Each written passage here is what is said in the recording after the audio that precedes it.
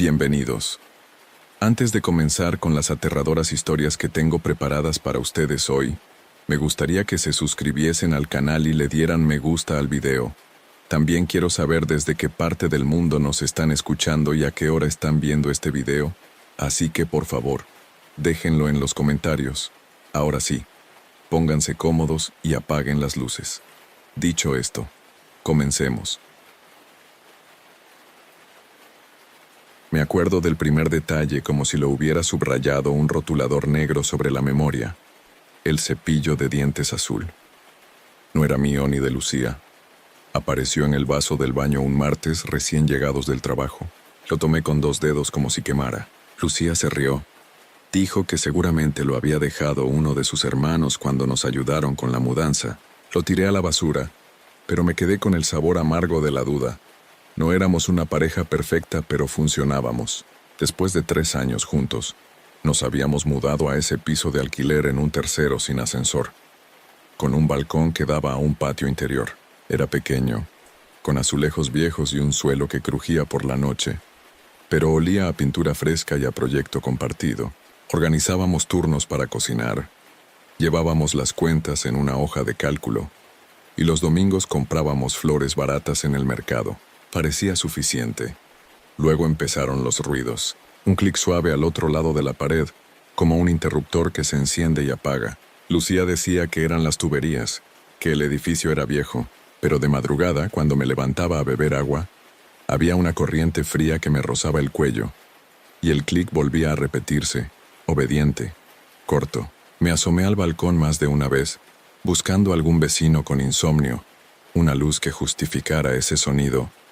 Nada. Solo el cuadrilátero negro del patio y algún perro lejano. Una tarde volví antes de lo previsto. Encontré la puerta sin echar la vuelta de la cerradura. Bastó empujarla. En la cocina había 2 vasos sobre la encimera. 2. Uno con un resto de vino tinto, el otro con un círculo húmedo bajo la base. Grité el nombre de Lucía, y ella salió del baño con el pelo mojado y una toalla al cuello. Sonrió, sorprendida por mi regreso temprano. Señalé los vasos sin decir nada. Me dijo que había venido Marta, su compañera del trabajo, que le había dejado un currículum para su hermano. No me cuadraba. Marta y su novio vivían a 1 hora y nunca habían venido sin avisar. Pero Lucía habló con naturalidad. Se arremangó y fregó los vasos tarareando una canción. Me tragué mi recelo y dije que no pasaba nada. Esa noche, mientras cenábamos, su móvil vibró 2 veces con números ocultos. Ella lo puso boca abajo. Dijo que era una operadora pesada. Luego me habló del viaje a Oporto que siempre aplazábamos. Hizo una lista mental. Se rió imaginando mis quejas por subir cuestas y de pronto, casi sin querer, me preguntó si quería que cambiáramos la cerradura. Por seguridad, dijo. Este edificio lo conoce media ciudad. Asentí. Era razonable. El cerrajero vino al día siguiente. Un tipo de manos gruesas y olor a tabaco. Cambió el bombín en 20 minutos y nos cobró en efectivo. Yo hice fotos del nuevo cilindro por si acaso y guardé una llave de repuesto en mi cartera. Dormí mejor esa noche hasta que el clic volvió, más cerca como si estuviera dentro del salón. Desmonté mentalmente el piso, tabiques, falso techo, los enchufes, el router. Me puse a revisar lo que podía. Cuando quité la tapa del alargador detrás de la tele, encontré un adaptador con una lucecita casi invisible. No lo habíamos comprado. Lo desconecté. El silencio me perforó los oídos. Llamé a Lucía. No lo cogió. A la mañana siguiente el cepillo de dientes azul había vuelto al vaso. Esta vez no me tragué la explicación. Levanté la voz, y ella también. Nos lanzamos acusaciones desordenadas, que yo era un paranoico, que ella escondía cosas. Lloramos, nos abrazamos. Prometimos hablarlo todo con calma, y para demostrar que no había secretos, Lucía abrió el cajón de los cubiertos, sacó un manojo de papeles y me enseñó un parte de trabajo. Había estado en una formación hasta las 8, con lista de asistentes. La fecha coincidía con la tarde de los 2 vasos. Me sentí culpable por dudar, pero seguí con una piedra en el estómago. 3 días después, de madrugada, sonó el timbre. 1, 2, 3 toques cortos. Miré por la mirilla. Nadie. Abrí con el pasador puesto y asomé el ojo por la rendija. Silencio. Cuando cerré, el móvil vibró. Un mensaje de un número desconocido, sin foto.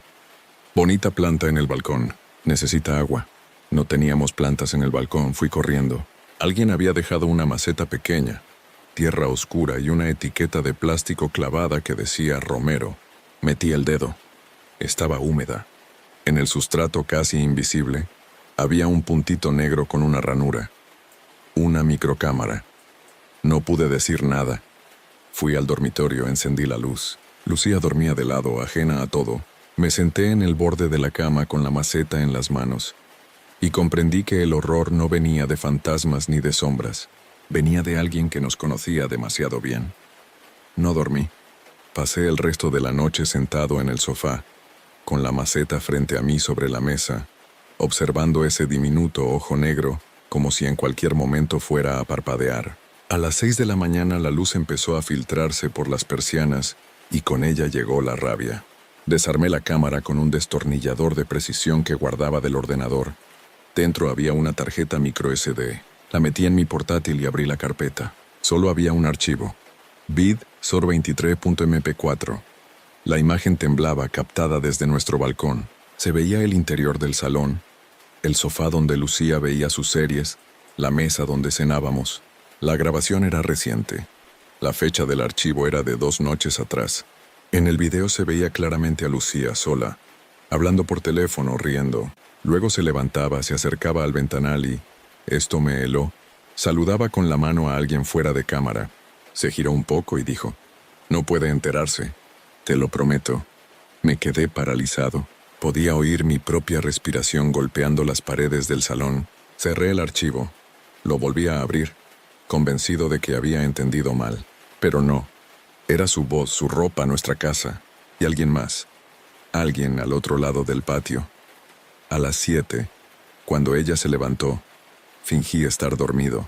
La observé mientras se vestía tranquila, ajena a mi vigilancia. Cuando cerró la puerta para ir al trabajo, me lancé al balcón. Frente al nuestro había otras 6 ventanas, 4 con cortinas corridas. En el tercer piso, justo enfrente, una persiana estaba medio bajada. Detrás, un reflejo metálico. Agarré los prismáticos que usábamos para los conciertos. Había otra cámara apuntando directamente hacia nosotros. Llamé a la policía. Me dijeron que enviarían una patrulla, pero que sin pruebas claras de intrusión no podían hacer mucho. Les mostré el video, la cámara, la dirección del edificio de enfrente. Tomaron nota. Me recomendaron poner una denuncia formal. Prometieron mantener vigilancia. Me sonó a trámite vacío. Ese día no fui al trabajo. Me quedé vigilando el patio, los ruidos, los clics. Cada vez que oía uno me sobresaltaba. A las 5 Lucía regresó. Le conté todo. La cámara, el video, el balcón de enfrente. Su rostro se fue endureciendo. Primero con sorpresa, luego con algo parecido al miedo, pero mezclado con otra cosa, como si estuviera midiendo mis palabras. Cuando terminé, no dijo nada durante un largo rato. Luego soltó. «No te lo tomes así, Javier. Puede ser una broma. O alguien del edificio viejo, esos locos que espían a todos». «¿Y el video? Tú saludando, diciendo que no me entere». Ella parpadeó. «No sé de qué hablas», negó con la cabeza. «Enséñamelo». Le di el portátil. Abrió el archivo. Lo vio entero, sin inmutarse. Al final se encogió de hombros. «No soy yo. Se parece, pero no soy yo. Y si lo fuera, ¿qué sentido tendría que me grabara desde el balcón?» Su serenidad me desarmó. Era la misma mujer con la que había compartido años de rutinas, viajes, planes. Pero algo en su voz, en la forma en que se quedó demasiado quieta, me decía que había una verdad escondida detrás de esa calma. Esa noche volví a despertar con el clic. Salí del dormitorio en silencio, armándome de valor. Siguiendo el sonido, llegué al baño. Venía del techo. Me subí a una silla. Palpé el falso plafón, lo empujé hacia arriba. Dentro, entre el polvo y los cables, encontré un pequeño dispositivo negro con una luz roja parpadeante. ¡Otra cámara! Desconecté el cable de golpe y caí al suelo. Lucía apareció en el marco de la puerta con la cara medio dormida. Me miró luego al techo. «¿Qué haces?» «Nos están grabando». «¿Quién?» «No lo sé, pero hay otra cámara ahí arriba». Se acercó, me ayudó a levantarme y vi que temblaba. Tenemos que irnos de aquí, dijo en voz baja. Hoy mismo empacamos esa mañana lo mínimo. Ropa, documentos, el portátil. Dejamos todo lo demás atrás. Mientras bajábamos las escaleras, escuché un portazo en el piso de enfrente. Subí la mirada. Un hombre delgado con gorra y una bolsa de herramientas salía del tercero. Nos cruzamos por un segundo. Su mirada fue fría, vacía. En su bolsillo asomaba una llave idéntica a la nuestra. Conseguimos un Airbnb en las afueras. Un estudio pequeño sobre una cafetería. Lucía decía que era solo por unos días, hasta encontrar algo más. Yo no podía dormir. Cada vez que escuchaba pasos en el pasillo o el ascensor se detenía en nuestro piso, el corazón se me aceleraba. El recuerdo del tipo de la gorra no se me iba de la cabeza. Su mirada fija, como si me conociera. El primer día en el nuevo lugar fue tranquilo. Desempaqué lo justo, instalé el portátil, conecté una cámara del móvil apuntando a la puerta por si acaso. Lucía trataba de distraerme, pedía comida, hablaba de empezar de cero, incluso se reía. Pero algo en su tono era distinto. No era miedo, era cansancio, como si supiera que, de una forma u otra, esto no había terminado. Esa noche soñé con el balcón, con las luces del patio encendiéndose una por una, y el hombre de la gorra mirando desde el tercero, sosteniendo algo brillante en la mano. Desperté sudando. Lucía no estaba en la cama. Fui a buscarla. La encontré en la cocina con el portátil abierto. Al verme lo cerró de golpe. No podía dormir, dijo sin mirarme. ¿Qué hacías? Nada. Buscaba trabajo. La tensión flotó entre los dos, densa y respirable. Me acerqué y abrí el portátil. Ella no lo impidió, pero bajó la cabeza. En la pantalla había un chat abierto. Mensajes recientes. De un contacto sin nombre, solo un número. Ya lo tenéis todo listo. No te olvides de las llaves.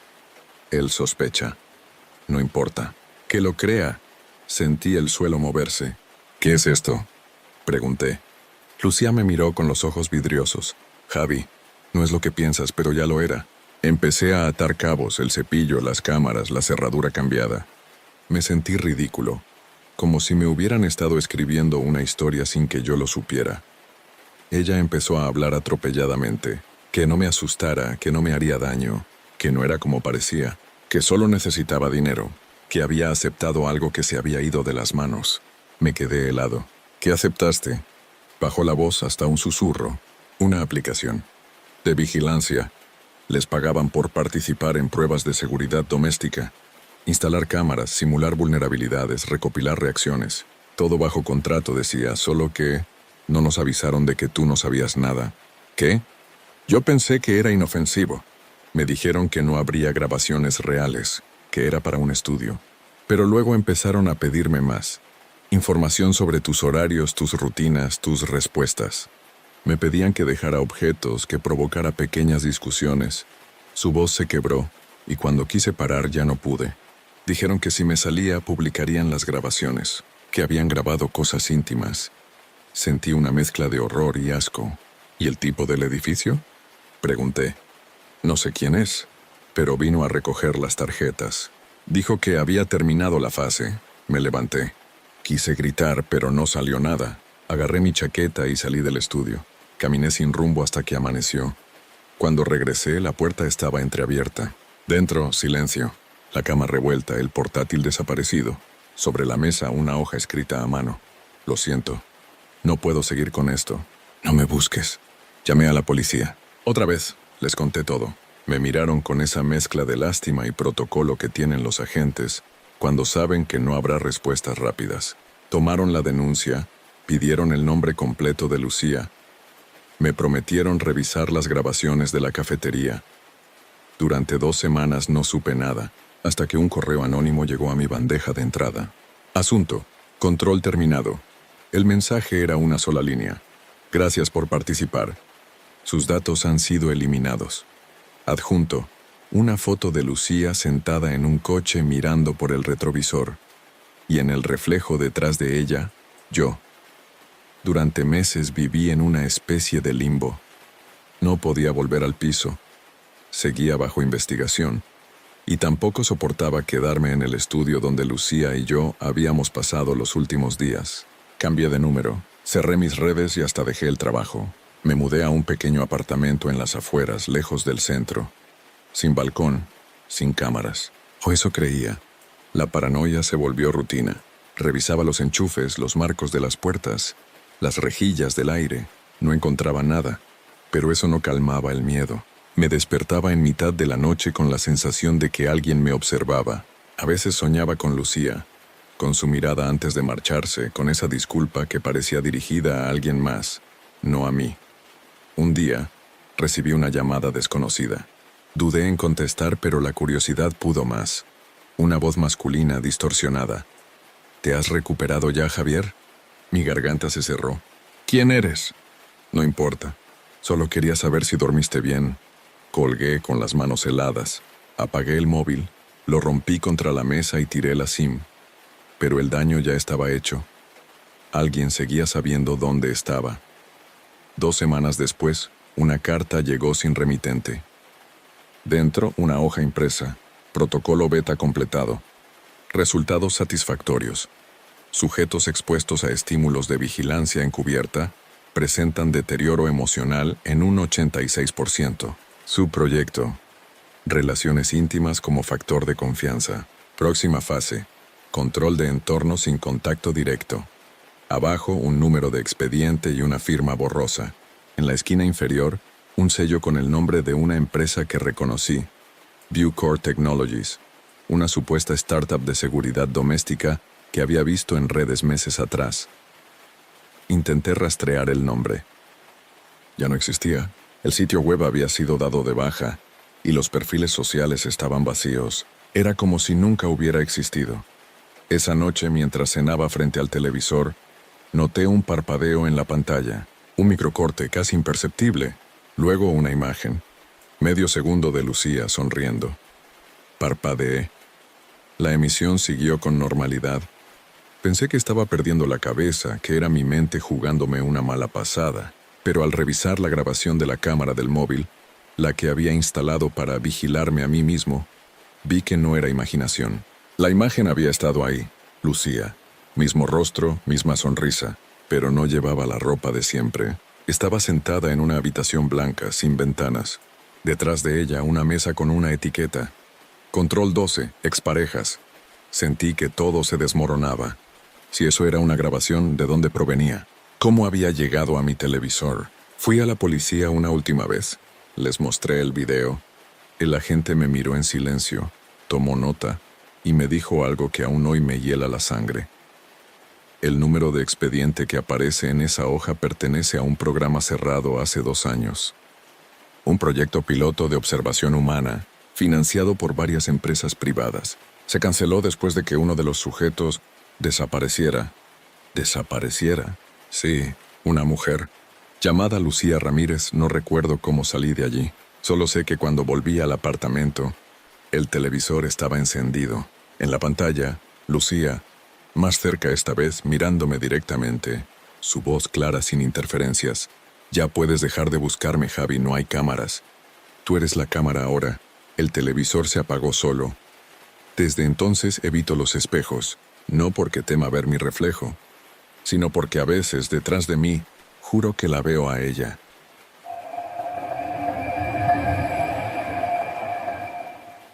Nunca había pensado que una relación pudiera volverse peligrosa sin golpes ni gritos.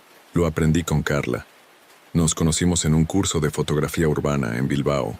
Ella era reservada, casi invisible al principio, pero cuando sonreía parecía que el mundo se abría un poco más.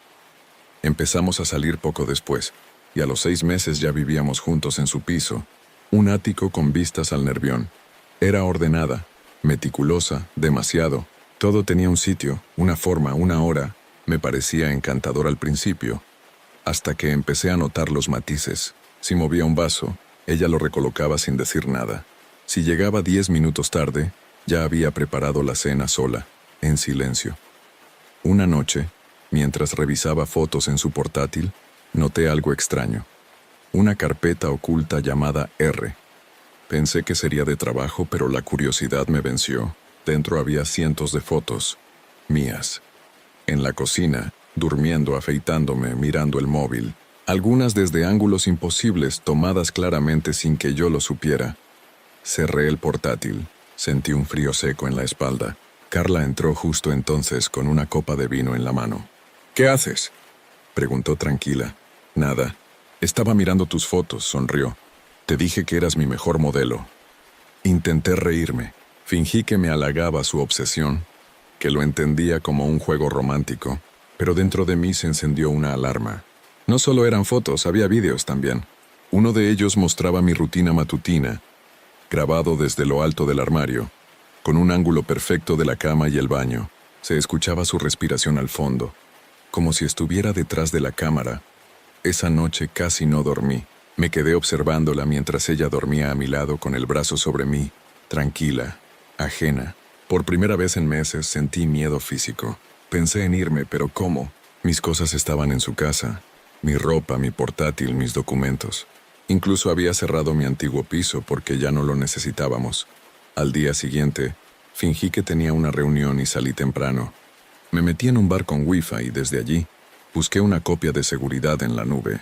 Encontré más carpetas suyas sincronizadas automáticamente, R2, R3, cada una más reciente que la anterior. En una de ellas había audios, grabaciones de nuestras conversaciones, algunas claramente hechas con el móvil sobre la mesa, otras en momentos que juraría que estábamos solos. En una, se me escuchaba decir: «Voy a hablar con Carla. Creo que necesito un poco de espacio». Y su voz, de fondo, susurrando: «No, no lo vas a hacer». Sentí un escalofrío. No recordaba haberlo dicho en voz alta. Era como si ella hubiera grabado algo que aún no había ocurrido.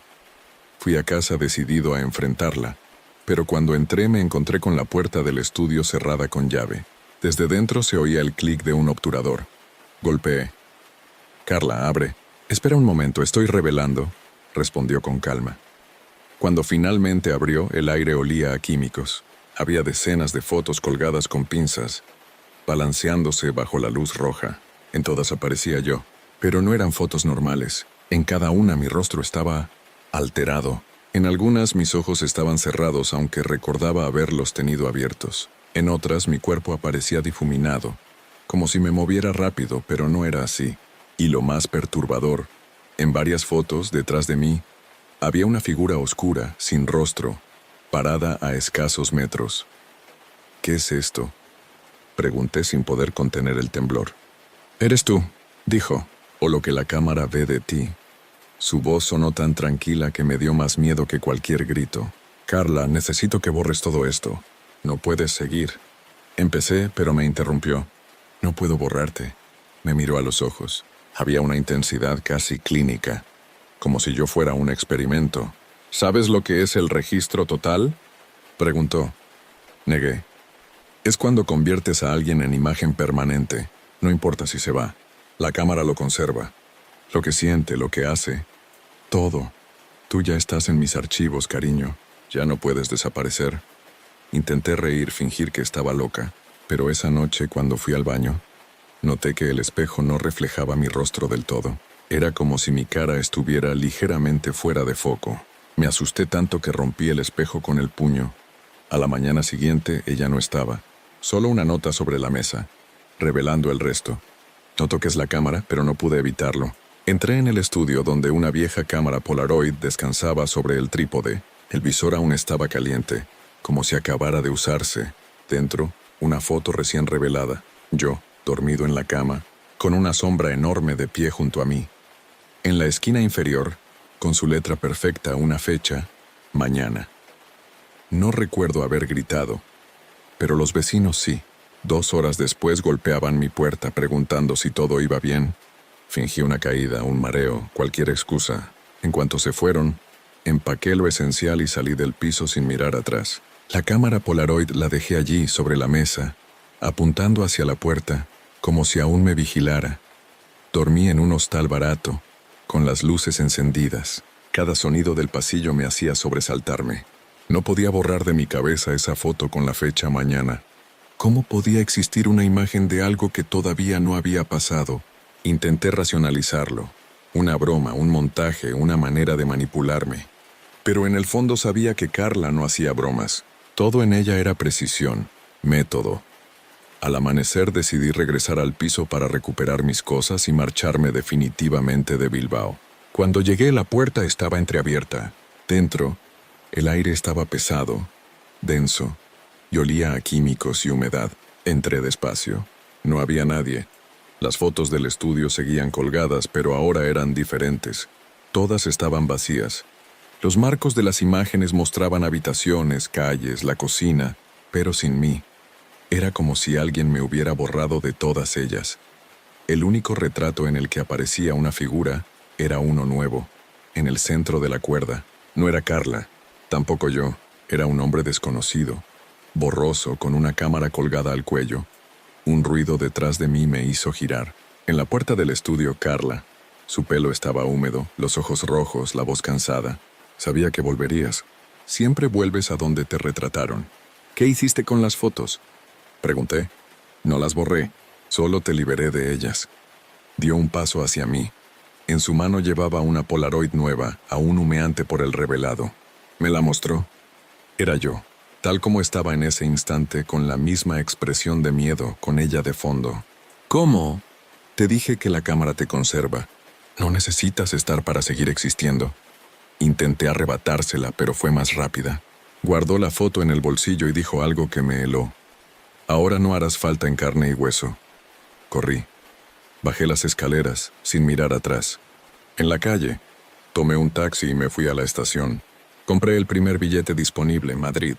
Pasé el viaje mirando por la ventana, repitiéndome que todo había terminado, que era solo una mujer trastornada. Cuando llegué al nuevo piso, lo primero que hice fue comprar cortinas gruesas y cubrir todos los espejos. Pero la sensación de estar observado no desapareció. A los pocos días comenzaron a llegar sobres sin remitente. Dentro siempre una Polaroid. En cada una escena distinta. Mi nuevo portal, el café donde desayunaba, el supermercado al que iba. Todas tomadas desde lejos, menos la última. En esa aparecía durmiendo en mi cama, con el mismo encuadre que en la foto mañana. Fue entonces cuando me di cuenta de algo. La primera imagen, la que me había encontrado en Bilbao, tenía una sombra junto a mí. En la nueva, esa sombra ya no estaba. Esa noche no dormí. Me senté frente a la puerta con un cuchillo en la mano, esperando. A las 3 de la madrugada, escuché el clic de un obturador, suave, casi imperceptible, justo detrás de mí. Me giré. Nadie. Solo el reflejo del televisor apagado, y en el cristal un destello blanco como el flash de una cámara. No recuerdo más. Al despertar estaba en mi cama, con el móvil en la mano. En la galería había una foto nueva. Yo durmiendo, tomada desde arriba. Hora, 034, solo que no tengo ninguna cámara en el techo. Al principio pensé que tal vez había sonado el disparador automático del móvil, que quizá lo había configurado sin darme cuenta, pero la foto tenía una perspectiva imposible, como si alguien se hubiese subido a la lámpara o flotara sobre mí. Lo peor era que se veía mi cara. Dormía con los ojos entreabiertos, mirando justo al punto desde donde había sido tomada la imagen. No fui al trabajo. Pasé todo el día encerrado, desconectando los enchufes, revisando cada rincón del techo. No encontré cámaras ni huecos. Nada. Al caer la tarde bajé al portal para salir a respirar y en el buzón había otro sobre, sin sello, sin remitente. Dentro una sola Polaroid, la fachada de mi edificio tomada desde enfrente. En el marco inferior escrito a mano una frase: «Deja de moverte». Llamé a la policía. Vinieron, revisaron el piso, tomaron declaración, se llevaron las fotos. Me dijeron que si volvía a recibir algo los llamara de inmediato. Uno de los agentes, mientras se marchaban, comentó algo que se me quedó grabado. Curioso, ¿eh? Todas las imágenes parecen tomadas con la misma cámara antigua. Una Polaroid SX70. No fabrican esas desde hace décadas. Esa noche intenté dormir en el sofá, con la luz encendida. A medianoche, el interfono sonó una sola vez, sin que nadie hablara. Fui hasta la puerta y miré por la mirilla. Un pasillo vacío, pero en el suelo, justo frente al felpudo, había un sobre idéntico a los anteriores. Dentro una foto reciente, yo mirando por la mirilla. El terror me paralizó. Salí corriendo del edificio, sin abrigo, sin cartera, solo con el móvil en la mano. Dormí en un hotel de carretera y al amanecer volví a la policía. Les conté todo. Mostré las imágenes, las horas, los sobres. Prometieron seguir la pista, pero ya no confiaba en nadie. Pasaron 3 días tranquilos. Pensé que quizás se había acabado, que tal vez Carla había desaparecido de verdad. Incluso me atreví a salir a caminar por el barrio. En una esquina frente a un escaparate vi mi reflejo. O eso creí, porque el reflejo no estaba sincronizado conmigo. Sonreía un segundo antes. Me quedé helado. Cuando di un paso atrás, la sonrisa del reflejo permaneció un instante más. Luego, como si nada, volvió a moverse conmigo. Esa noche, en el hotel recibí un mensaje desde un número desconocido. Solo una imagen. Una habitación blanca con paredes lisas, sin ventanas. En el centro, Carla. Tenía la cámara colgada del cuello. En el suelo, decenas de Polaroids desperdigadas. El texto decía, último revelado.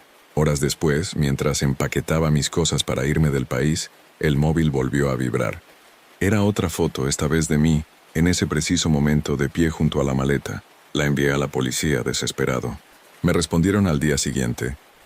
El número desde el que recibes los mensajes está registrado a tu nombre, y las imágenes fueron tomadas desde tu propio dispositivo. Lancé el teléfono al suelo.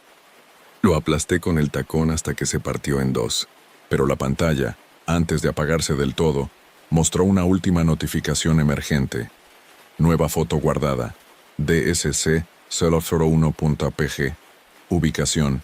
Estudio de Carla. Nunca volví a Bilbao. Me mudé a Portugal. Cambié de nombre. Quemé todos los retratos donde aparecía. Pero aún así, a veces cuando paso frente a una cabina de fotos o una cámara de seguridad parpadea, mi imagen tarda un segundo en aparecer. Y cuando finalmente lo hace, siempre hay alguien más detrás de mí.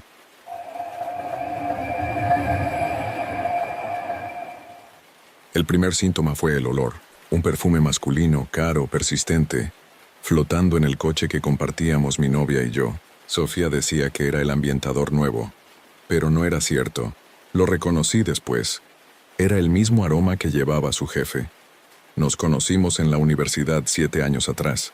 Ella estudiaba psicología, yo ingeniería. Siempre fue reservada, observadora de esas personas que parecen escuchar más de lo que hablan. Cuando empezó a trabajar en una empresa de recursos humanos la noté distinta, más nerviosa, más distante, y poco a poco su teléfono empezó a ser un territorio prohibido. Una noche, mientras dormía, vibró su móvil sobre la mesilla. Lo tomé sin pensar. El mensaje era de un número guardado como Claudia. Pero el texto decía, mañana misma hora. Esta vez sin testigos. El corazón me dio un vuelco. Apagué el teléfono. Volví a dejarlo en su sitio y fingí dormir. Al día siguiente, Sofía salió temprano, diciendo que tenía una reunión de todo el día. La seguí, no por celos, sino por una intuición que me helaba. La vi entrar en un motel de carretera a las afueras, solo, sin Claudia, sin jefe, sin nadie esperándola. Y lo más inquietante es que cuando salió, llevaba otra ropa. No sabía qué pensar. La vi salir del motel con el cabello recogido, una chaqueta que no era suya y la mirada perdida. Caminó hasta su coche, se sentó dentro y se quedó quieta varios minutos antes de arrancar. Yo observaba desde lejos, escondido detrás de una furgoneta. Cuando pasó frente a mí, pude ver sus ojos por el retrovisor. Estaban hinchados, como si hubiera llorado. Esa noche fingí normalidad. Me contó que su reunión había sido un desastre, que estaban haciendo recortes en la empresa, que su jefe la presionaba demasiado. La abracé. Fingí creerle, pero la mente no me dejaba en paz. ¿Por qué mentía? ¿Por qué ese motel, ese mensaje, esa ropa diferente? Pasaron 3 días antes de que me atreviera a volver allí. Quería comprobarlo, entender. Aparqué frente al mismo edificio. Un motel de mala muerte con fachada naranja y habitaciones de alquiler por horas. Entré fingiendo buscar alojamiento. En el mostrador una mujer mayor me preguntó si quería la misma habitación que la otra vez. Sentí un nudo en el estómago. ¿La otra vez?, pregunté. Sí, la 17. Siempre venís los mismos. Le di las gracias y subí las escaleras temblando. La habitación estaba vacía, limpia, con olor a desinfectante, pero en la papelera, medio escondido, había un pañuelo con manchas de maquillaje. y un recibo. Lo desplegué. Fecha del día anterior, hora 10:45. Nombre registrado, Sofía L. Cuando regresé a casa, Sofía estaba en la ducha. Revisé su bolso. No suelo hacerlo, pero necesitaba una verdad. Encontré algo peor. Una llave metálica con el número 17 grabado. A partir de entonces empecé a observarla, no como un amante celoso, sino como un investigador paranoico. Tomaba notas mentales, las horas a las que salía, los mensajes que la hacían sonreír, los silencios incómodos al mencionar su trabajo. Una noche, mientras dormía, revisé su correo. Encontré un mensaje borrador sin enviar. No puedo seguir haciéndolo. Me está afectando. No puedo mirarlo más, mirarlo. No engañarlo. Era distinto. Una madrugada la oí hablar por teléfono en el balcón. No discutía, susurraba. Sí, todo igual. No sospecha. Pausa. No lo he tocado. Aún no, pausa más larga. Lo haré cuando esté dormido. Mi cuerpo entero se tensó. Sentí el impulso de salir corriendo, de huir, pero me quedé inmóvil conteniendo la respiración. Cuando entró al dormitorio cerré los ojos fingiendo dormir. Ella se tumbó junto a mí, girada hacia el techo. La escuché respirar lenta, controlada. A la mañana siguiente todo era normal, demasiado normal. Preparó café, me besó en la mejilla, me preguntó si quería que pasara a recogerme al trabajo. Fingí una sonrisa. Dije que iría andando. No fui a la oficina, fui a la policía. Les conté lo del motel, los mensajes, la conversación. Me miraron con paciencia como quien escucha a un paranoico. Dijeron que sin pruebas concretas no podían intervenir, que quizás era una situación personal. Me dieron una tarjeta y me invitaron a mantener la calma. Esa noche, al volver, todo estaba perfectamente ordenado. Sofía cocinó mi plato favorito, puso música suave y habló de planes de vacaciones. Por momentos logré creer que lo había imaginado todo, hasta que me sirvió el vino. Lo noté enseguida. Un sabor amargo, casi metálico. Ella me miraba con una sonrisa forzada. ¿Está bueno?, preguntó. No respondí. Me limité a dejar la copa sobre la mesa, lentamente. ¿Qué hiciste?, le dije. Ella suspiró. Bajó la mirada. Lo que tenía que hacer. Y entonces entendí que lo del motel, los mensajes, todo era parte de algo más grande. No me estaba engañando. Me estaba siguiendo un plan. Me quedé mirándola sin entender. Ella seguía en silencio, jugando con la servilleta entre los dedos como si esperara que dijera algo más. ¿Qué significa lo que tenías que hacer?, pregunté. Alzó la vista. Sus ojos estaban secos, sin culpa. No eres tú, David. No lo entiendes. El modo en que pronunció mi nombre me estremeció. No era cariño, era distancia. Intenté ponerme de pie, pero el cuerpo no me respondió del todo. Las piernas me pesaban, el pulso me zumbaba en las sienes. Había algo en el vino, sin duda. Me apoyé en la mesa, tambaleante. Tranquilo, dijo. No es nada grave, solo necesito que duermas un poco. La última imagen antes de caer fue su silueta caminando hacia el pasillo con el teléfono en la mano, diciendo: «Ya está hecho». Desperté en la oscuridad. Aturdido, con la lengua pastosa. Estaba en la cama, pero no podía mover los brazos. Algo los mantenía sujetos, bridas de plástico. Intenté gritar, pero la boca estaba tapada con cinta. La puerta del dormitorio estaba entreabierta. Por el hueco entraba una luz tenue y el sonido de una televisión a bajo volumen. Pasaron minutos, tal vez horas, hasta que escuché pasos. Sofía entró con un cuaderno y una linterna pequeña. Se sentó frente a mí en la silla del escritorio. Sé que esto parece una locura, pero necesito que escuches, dijo con calma, sin emoción. Lo que te voy a decir no puedes contárselo a nadie, ni siquiera después. Intenté moverme. Gemí contra la cinta, pero siguió hablando.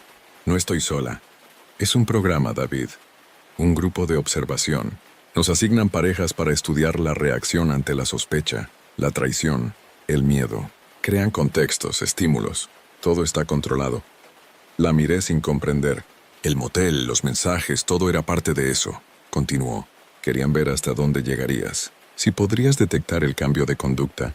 Yo era la variable emocional. Tú, el sujeto base. Se levantó y empezó a pasear por la habitación inquieta. Pero algo salió mal. Dijeron que estabas demasiado alerta, que te habías adelantado al protocolo, que ibas a contaminar el experimento. Se detuvo, me miró. Por eso tenía que hacerlo así. Si les decía que me había descubierto, irían a por los dos. Entonces entendí. No intentaba matarme, intentaba ganar tiempo. Se acercó y cortó las bridas. Arrancó la cinta de mi boca. Tosí mareado. Tenemos que irnos, dijo. No te imaginas lo que son capaces de hacer si saben que hablé. Me vestí como pude y salimos al coche sin encender las luces. Manejamos en silencio durante 1 hora, por carreteras secundarias. Paró en una gasolinera abandonada. Bajó del coche, miró alrededor y me tendió un sobre. Aquí están las pruebas. Grabaciones, correos, nombres, guárdalas. Si desaparezco, muéstraselas a la prensa, no a la policía. ¿Y tú? Pregunté. Tengo que volver. No puedo romper contacto tan pronto o sabrán que fallé. Quise impedirlo, pero ya se alejaba, envuelta en la niebla de la madrugada. Abrí el sobre. Había fotos mías tomadas desde diferentes ángulos, grabaciones de voz con mi nombre en conversaciones que no recordaba tener, y un contrato con sello corporativo, encabezado con un título: Proyecto Helix, sujeto 023D.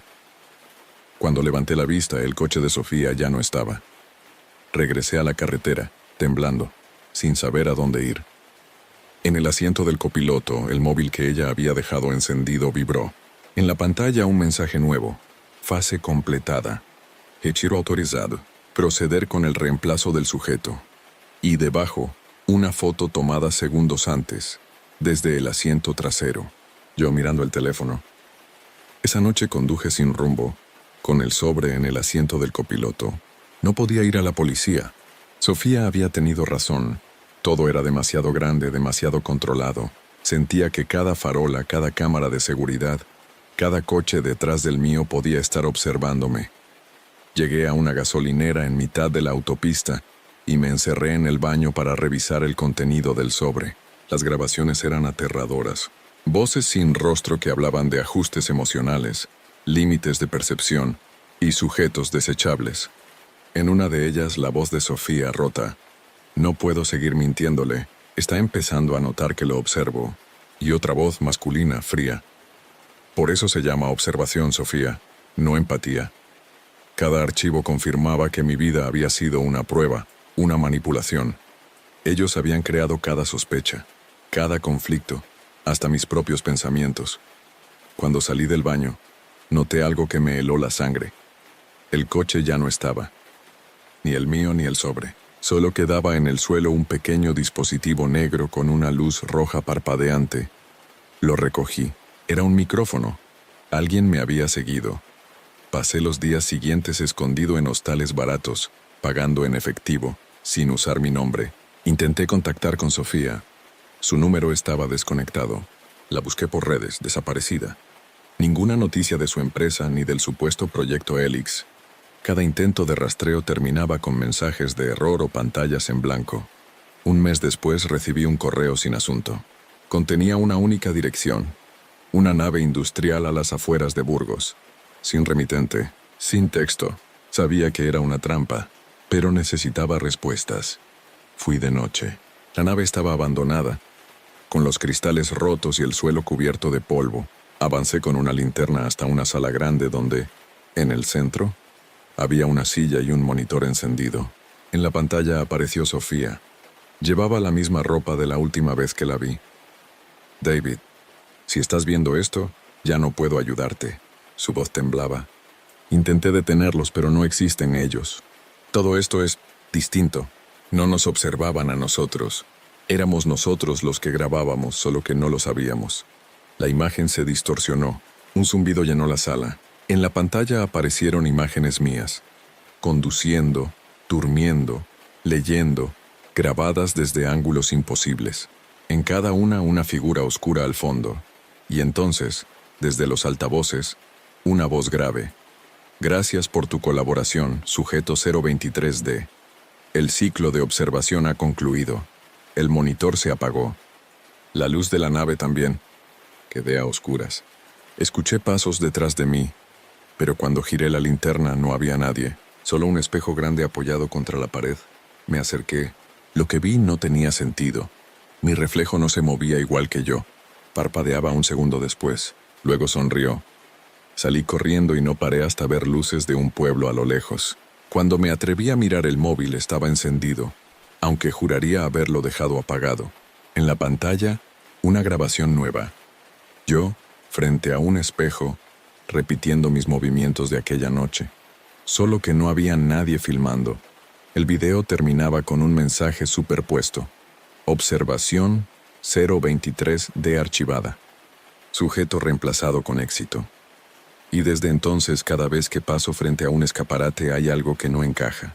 Mi reflejo se mueve un segundo después, pero sonríe antes que yo.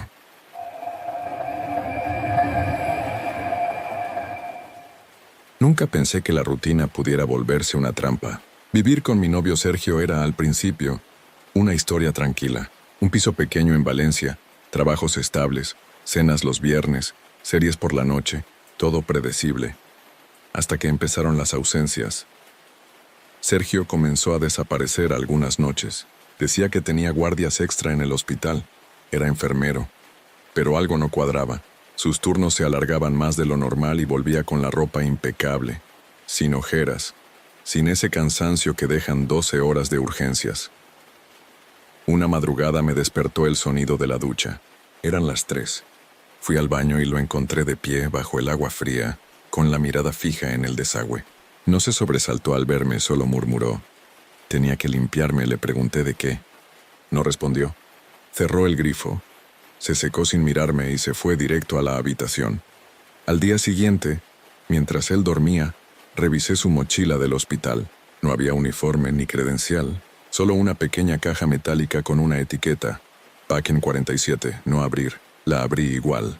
Dentro, un mechón de pelo oscuro y un trozo de cinta adhesiva con algo seco y marrón pegado. El corazón me latía tan fuerte que temí despertarlo. Cerré la caja y la volví a meter en su mochila, intentando que todo quedara igual. No podía dejar de pensar en lo que había visto. Cabello humano, cinta con sangre seca. ¿Qué clase de paciente era el Packing 47? Esa noche fingí normalidad.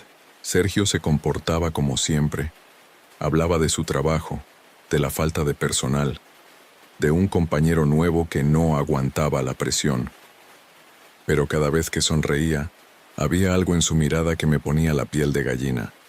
Una calma artificial, demasiado perfecta. Empecé a observarlo. Cuando decía que iba a trabajar, lo seguía de lejos, 1, 2, 3 veces. Nunca iba al hospital. Siempre conducía hasta un edificio abandonado en las afueras. Una vieja fábrica de conservas con las ventanas tapiadas. Entraba y no salía hasta el amanecer. La cuarta noche decidí esperarlo afuera. Llevaba una linterna y mi móvil grabando. A las 3 de la mañana, la puerta metálica se abrió y él apareció con la misma mochila. Caminaba despacio, sin mirar alrededor. En ese momento lo llamé. Se detuvo, giró la cabeza y me vio. Su rostro cambió. De sorpresa a algo más. Una expresión vacía, inhumana. ¿Qué haces aquí?, preguntó con una calma antinatural. Podría preguntarte lo mismo. No respondió. Se acercó hasta quedar a menos de 1 metro. El olor metálico de su ropa me revolvió el estómago. No deberías haber venido, susurró. Intenté retroceder, pero me tomó del brazo con una fuerza que no le conocía. ¿Qué hay dentro de la fábrica, Sergio?, grité. Nada. Ya terminó. Esa frase me persiguió toda la noche. Ya terminó. Cuando lo solté y regresé corriendo al coche, vi por el retrovisor cómo él se quedaba quieto en mitad de la calle, observando hasta que giré la esquina. No trató de seguirme. A la mañana siguiente, Sergio no estaba en casa. Tampoco su ropa ni su mochila. Todo había desaparecido, como si nunca hubiera vivido allí. En su lado del armario solo quedaba un sobre blanco, con mi nombre escrito a mano. Dentro una nota breve. No busques el archivo. Si lo encuentras tendrás que continuar tú. Y una llave pequeña, oxidada. Durante 2 días no supe qué hacer. La llave no encajaba en nada de la casa. Finalmente decidí volver a la fábrica. Si algo había allí dentro, lo descubriría. Esa noche conduje hasta las afueras. La verja estaba abierta igual que la puerta principal. Dentro olía a humedad y metal. Avancé con la linterna hasta una sala grande, donde había mesas quirúrgicas viejas cubiertas con sábanas. En una esquina, un archivador cerrado con candado. La llave encajó perfectamente. Dentro había carpetas numeradas. PAC 01, PAC 02, y así sucesivamente, hasta llegar a PAC 47. Abrí la última. Había fotos, personas distintas, cada una con una etiqueta en el cuello. Algunos parecían dormidos, otros no tanto. En la esquina inferior, en tinta roja, estaba escrito «Sujeto no apto, sustituir», y en la última hoja, una foto mía. No recuerdo haber soltado un grito, pero la linterna cayó de mi mano. La luz rodó por el suelo y quedó apuntando hacia el archivador, iluminando mi propia foto. Estaba tomada desde la ventana de nuestro piso, a través de las cortinas, en una noche cualquiera. En la esquina inferior, junto a la palabra sustituir, había una fecha, esa misma semana. Me quedé helada. Intenté salir corriendo, pero la puerta de la fábrica se había cerrado. Golpeé, grité, pero solo el eco me respondió. Entonces escuché pasos. No venían del exterior, sino del pasillo interior, lentos, firmes, arrastrando algo metálico. Me escondí detrás de una de las mesas quirúrgicas y apagué la linterna. Los pasos se acercaron hasta detenerse frente a la puerta. Un sonido chirriante, el pestillo girando. Luego una voz que conocía demasiado bien. Te dije que no lo buscaras. Sergio. Entró con la misma mochila, el rostro tranquilo, casi apacible. En la mano llevaba una jeringa. ¿Qué es esto?, le grité desde mi escondite. ¿Qué has hecho con toda esa gente? ¿Quién te obliga? Sonrió como si la pregunta fuera ingenua. ¿No entiendes? Nadie me obliga. Yo soy quien los selecciona. Su tono era tan frío que me paralizó. ¿Seleccionas para qué? Para reemplazarlos. Hizo una pausa. Cada uno de esos nombres era una vida que ya no funcionaba. Gente rota, gente inútil, gente que no quería seguir. Los ayudé a detenerse. La linterna, aún en el suelo, proyectó su sombra sobre la pared. Tenía la jeringa levantada. Y ahora te toca a ti. Corrí. No sé cómo esquivé los escombros ni por dónde salí. Solo recuerdo la adrenalina y el sonido de sus pasos detrás. Logré salir por una ventana rota y correr hasta la carretera. Un coche me vio y se detuvo. Le supliqué que me llevara a la ciudad. Esa noche dormí en casa de una amiga. Al día siguiente, fuimos juntas a la policía. Les conté todo, cada detalle. La fábrica, los archivos, la jeringa. Me miraron con cara de incredulidad, pero igual enviaron una patrulla. Por la tarde me llamaron. No encontraron nada. El edificio estaba vacío, sin archivadores, sin fotos, sin rastros de actividad reciente. Solo polvo y ratas. Ni siquiera el candado estaba allí. Pensé que estaba volviéndome loca, hasta que abrí mi bolso para sacar la documentación y vi algo que no estaba antes. La pequeña caja metálica con la etiqueta PAC 47, no abrir. Esta vez no me contuve. La abrí. Dentro mi propio mechón de cabello. Y debajo una nota escrita con la letra de Sergio. Confirmado. Sustitución completada. Me miré al espejo del baño. Durante unos segundos no reconocí el rostro que me devolvía la mirada. Tenía mis facciones, sí, pero la expresión era otra. Más serena, más ajena. Llamé a mi madre para calmarme. Contestó al segundo timbre. «Hola, ¿quién es?», preguntó. «Mamá, soy yo, Clara». Silencio. Luego, con voz temblorosa. «Disculpe. Clara murió hace 2 noches». El teléfono se me cayó de las manos. No podía respirar. Sentía que todo giraba. Volví a llamar, convencida de que mi madre estaba confundida, pero la línea daba ocupado. Abrí el historial de llamadas para comprobar si había marcado bien el número, y el móvil mostró algo que me heló. La llamada registrada era entrante, no saliente. Yo no había marcado. Ella me había llamado a mí. Corrí al espejo otra vez. Toqué mi cara, mi cuello, me miré los ojos. Todo se veía igual, pero algo no cuadraba. Mi voz sonaba diferente, más baja, más áspera. Busqué mi DNI. La foto era la misma, pero el número de documento había cambiado. Y en la esquina inferior, bajo la fecha de emisión, había algo nuevo. ID 47. Ese número. El mismo que en la caja. Fui al hospital donde trabajaba Sergio, buscando respuestas. Nadie lo recordaba. Ni su nombre ni su puesto. En recursos humanos me dijeron que jamás había trabajado allí. Ni siquiera existía su registro en el sistema. Empecé a dudar de todo, incluso de mí. ¿Y si había imaginado a Sergio? ¿Y si él nunca existió? De camino al metro, una mujer me detuvo. Tenía aspecto cansado, ojeras profundas y un uniforme médico. ¿Eres tú?, Me preguntó con voz baja. ¿Nos conocemos? Respondí. Tú eras el caso 47, ¿verdad? Susurró mirándome de arriba abajo. No supe qué decir. Ella se acercó más. Escucha, lo del proyecto sigue activo. Reemplazan a las personas, Clara. Fabrican copias idénticas, pero algo sale mal. Siempre sale mal. La tomé del brazo. ¿Quiénes son ellos? ¿Dónde está Sergio? Sergio no era una persona. Era el primer prototipo funcional. Un facilitador. Te eligió porque eras compatible. ¿Compatible con qué? Con la transferencia. Su voz tembló. Lo que llevas dentro no es tuyo. Y cuando empiece a fallar, vendrán por ti. Antes de que pudiera preguntar más, un coche negro se detuvo frente a nosotros. 2 hombres con batas grises bajaron y se dirigieron hacia la mujer. Ella se echó a correr. Uno la alcanzó. La sujetó del cuello y la empujó dentro del coche. El otro me miró. No debería estar aquí, dijo con frialdad. Me quedé paralizada. El coche arrancó y desapareció entre el tráfico. Esa noche, mientras intentaba dormir en un hotel barato, soñé con Sergio. Me hablaba desde la oscuridad. No te resistas. Ya no puedes volver a ser quien eras. Desperté con un zumbido en los oídos. La habitación vibraba. Mi reflejo en el espejo del baño parpadeó como si fuese una imagen de vídeo. Me acerqué. La figura frente a mí sonrió y luego se distorsionó. La piel se onduló, el rostro cambió y durante un segundo vi a otra mujer en el espejo. Alguien que no conocía. El móvil vibró en la mesilla. Un mensaje nuevo, sin remitente. Fase final completada. Reemplazo estable. Archivo 47 cerrado. El espejo se oscureció por completo y en la superficie, escrita desde dentro, apareció una frase que no era mía. Gracias por cuidarme. Ahora puedo seguir. Desde entonces, cuando camino por la calle, la gente me sonríe como si me conociera. Y a veces, al cruzar un escaparate, veo mi reflejo saludar un segundo antes que yo.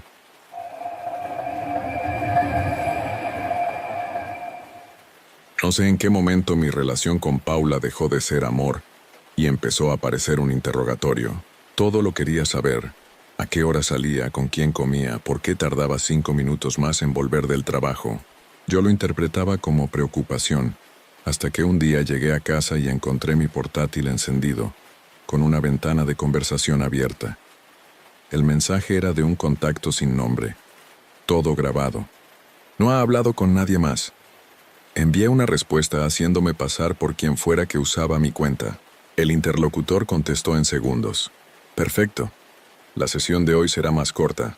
No dejes que note el micrófono. Me quedé mirando la pantalla, sintiendo que algo muy distinto al amor se escondía detrás de sus sonrisas. Esa noche esperé a que Paula se durmiera.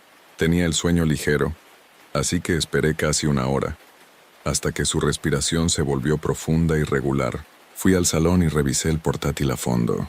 Los mensajes no estaban en ninguna app conocida, ni WhatsApp, ni Telegram, ni correo. Era una interfaz gris sin logos, solo una lista de números de sesión. En una carpeta oculta encontré grabaciones, archivos de audio todos con fechas recientes. Los abrí uno a uno.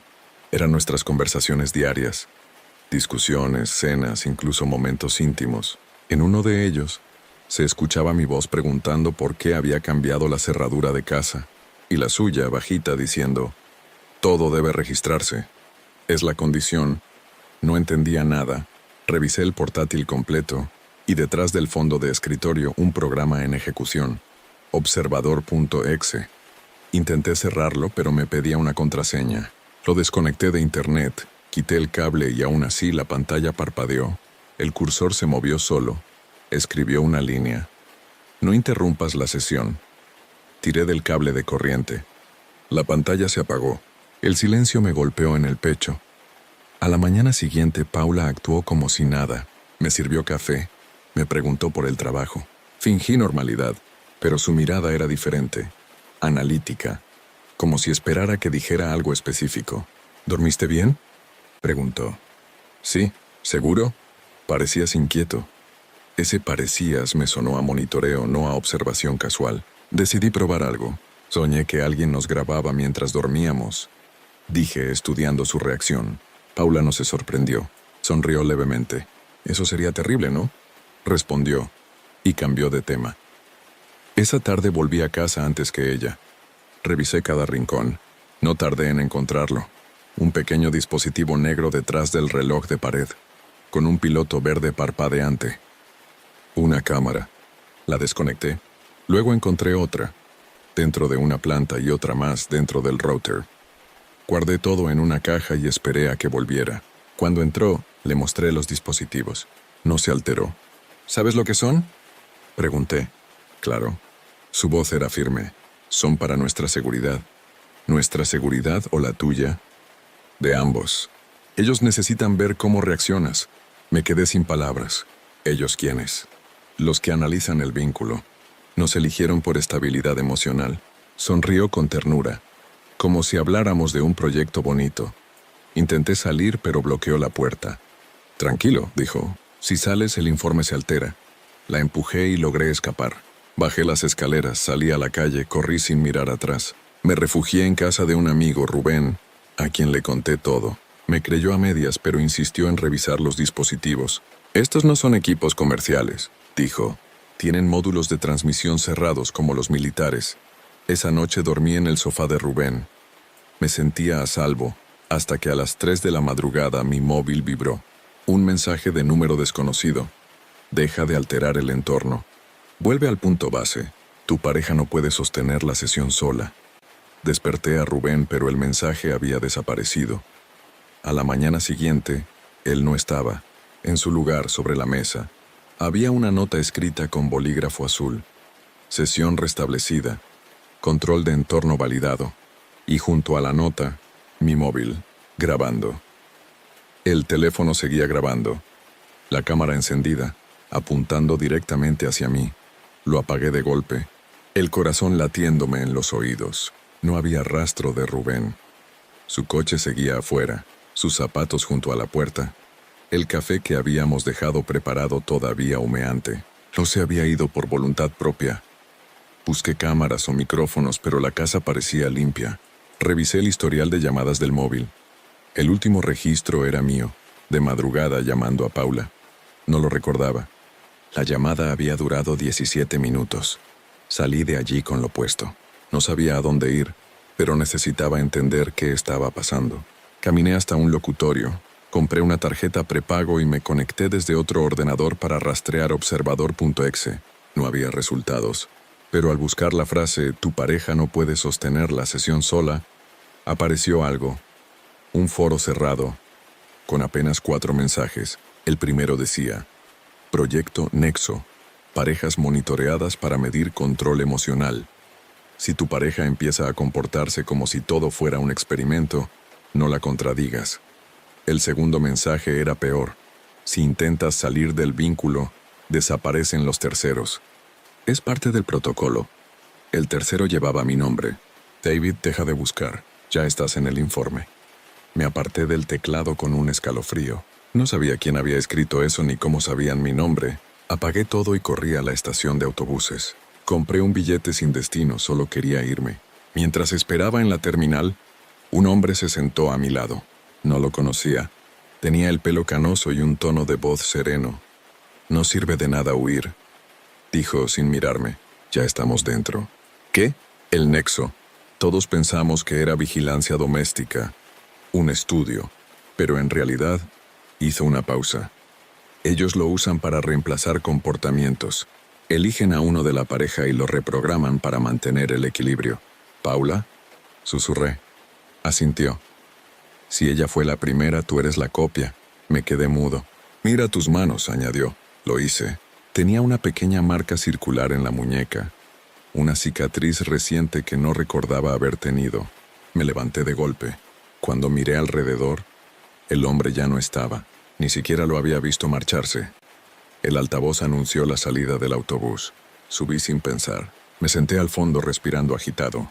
En el bolsillo interior de mi chaqueta encontré algo que no estaba antes.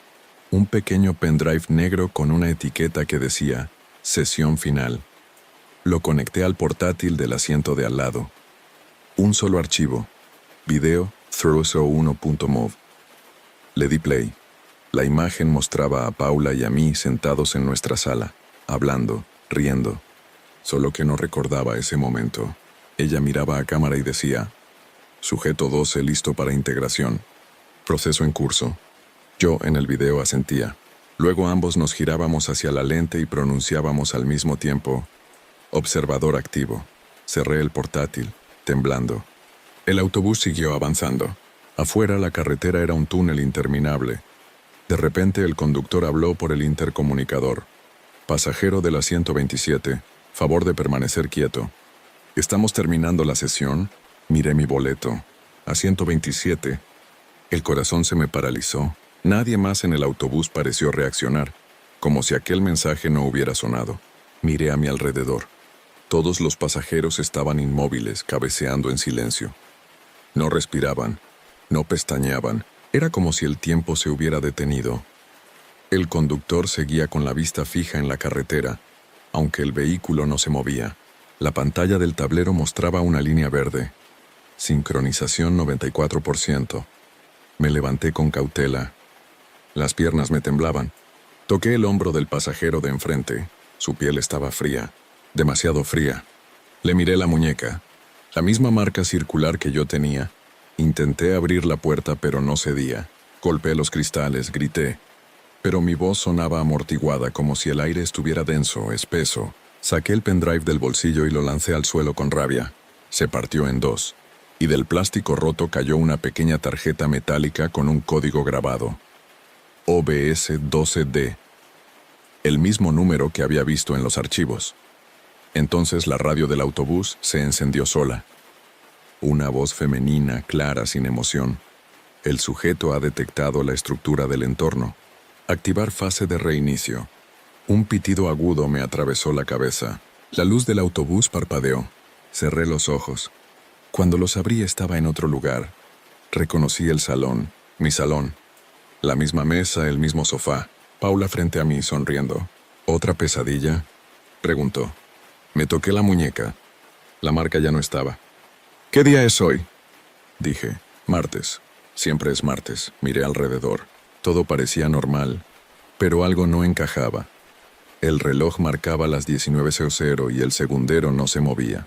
Las flores del jarrón eran idénticas, ninguna marchita, ni una sola hoja caída. Todo congelado en una perfección inquietante. Encendí el televisor. Solo había un canal disponible. Una imagen en directo de nuestra propia sala tomada desde una esquina invisible. Paula y yo sentados viéndonos a nosotros mismos. Nos están observando, murmuré. Ella giró lentamente la cabeza. Claro, amor. Ese es el propósito. La pantalla mostró un nuevo rótulo. Sujeto D completado. Reinicio de bucle en 0030. Empecé a temblar. La miré a los ojos. ¿Qué pasa cuando llega a 0? Nada que no haya pasado ya. Me levanté y corrí hacia la puerta. No se abría. Las ventanas tampoco. En el televisor la cuenta atrás seguía 0010. 009. 008. Paula se levantó despacio sin dejar de sonreír. Relájate, David, no dolerá esta vez. ¿Esta vez? Repetí con la garganta seca. Cuando el contador llegó a 0, todo se apagó. Oscuridad total. Luego una voz en el aire. Sesión 27 completada. Preparando reinicio de entorno. Y después, otra voz, más lejana, casi susurrando. Excelente respuesta emocional. Pueden volver a empezar. Abrí los ojos. Estaba de nuevo en el autobús, el mismo asiento, el mismo boleto en la mano. A mi lado, Paula dormía apoyada en mi hombro. Afuera, el amanecer. El conductor habló por el intercomunicador. Buenos días, pasajeros. Comienza una nueva sesión.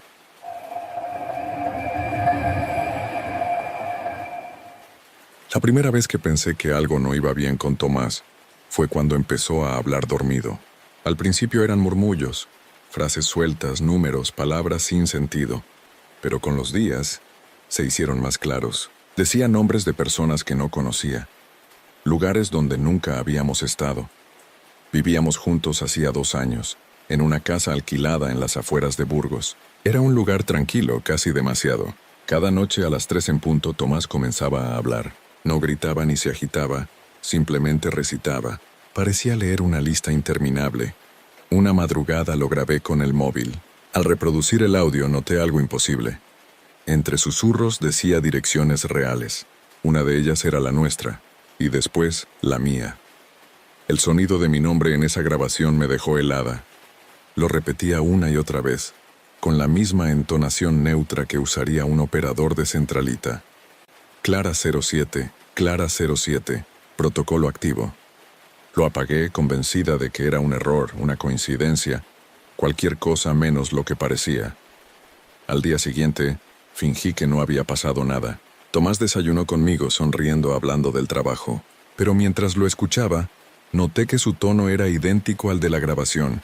Plano, mecánico, sin pausas naturales. Lo observé durante minutos, intentando reconocer al hombre con el que había compartido 2 años de mi vida. Pero algo en su manera de mover la cabeza, de parpadear, me resultaba aprendido. Esa noche decidí quedarme despierta para comprobar qué pasaba. Me senté en la penumbra del pasillo con el móvil grabando. A las 3:07 exactas comenzó otra vez. Registro iniciado. Sujeto Clara 07. Estable. Me acerqué lentamente. Su respiración no cambiaba, pero hablaba con precisión matemática sin titubear. Siguiente ubicación. Burgos, kilómetro 14. Entrega completada. Sentí un escalofrío. Entrega. ¿De qué hablaba? Cuando lo toqué para despertarlo, sus ojos se abrieron de golpe. No pestañeó. Me miró directamente y con voz serena dijo: «No interrumpas el proceso», salté hacia atrás. Él se incorporó lentamente como un autómata y caminó hasta el salón. Encendió el televisor sin tocar el mando. En la pantalla un mapa con coordenadas que cambiaban cada pocos segundos. «Tomás, ¿qué estás haciendo?», pregunté. «Esperando la señal», respondió. El mapa se detuvo. Un punto rojo parpadeó sobre nuestra ubicación. Luego, en la parte inferior de la pantalla apareció una frase. Unidad 07. Verificar transmisión. Tomás se volvió hacia mí. Los ojos vidriosos. La voz más fría que nunca. Transmisión verificada. Y se desplomó. Pasé los siguientes minutos entre la confusión y el miedo. Intenté reanimarlo, pero su pulso era débil, casi imperceptible. Llamé a urgencias tartamudeando. Mientras hablaba con la operadora, noté algo que me hizo colgar. La televisión seguía encendida, pero ahora mostraba mi rostro, grabado desde algún punto del salón. Desenchufé el aparato, pero la imagen no desapareció. La pantalla seguía mostrando mi cara, en directo con un leve retraso de 1 segundo. Detrás de mí en la imagen alguien más, una figura quieta, oscura, con la silueta de un hombre. Me giré, pero no había nadie. A las 3:27, Tomás despertó. Se incorporó sin dificultad, como si nada hubiera pasado.